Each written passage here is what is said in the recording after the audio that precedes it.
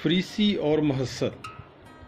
फिर उसने बाज़ों के हक़ में जो अपने पर भरोसा रखते थे कि हम रास्तबाज हैं और दूसरों को नाचीज़ जानते थे, ये तमसील कही कि दो शख्स हैकल में दुआ करने गए, एक फरीसी दूसरा महसद। फरीसी खड़ा होकर अपने जी में यूं दुआ करने लगा कि आए खुदा, मैं तेरा शुक्र करता हूँ कि मैं बाकी आदमियों की तरह जो लटेरे, जालिम, ज़नाकार हैं या इस महसल की मानद नहीं हूँ।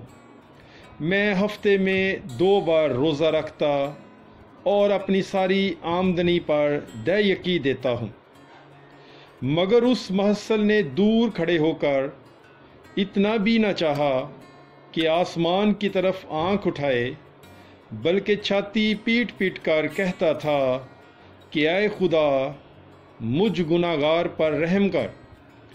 मैं तुमसे कहता हूँ कि ये शख्स दूसरे की निस्बत रास्तबाज ठहर कर अपने घर गया, क्योंकि जो कोई अपने आप को बड़ा बनाएगा वो छोटा किया जाएगा, और जो अपने आप को छोटा बनाएगा वो बड़ा किया जाएगा।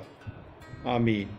पाक कलाम के पढ़े और सुने जाने पर खुदावंद की बरकत हो, खुदा का शुक्र हो। Bible is life. God bless you.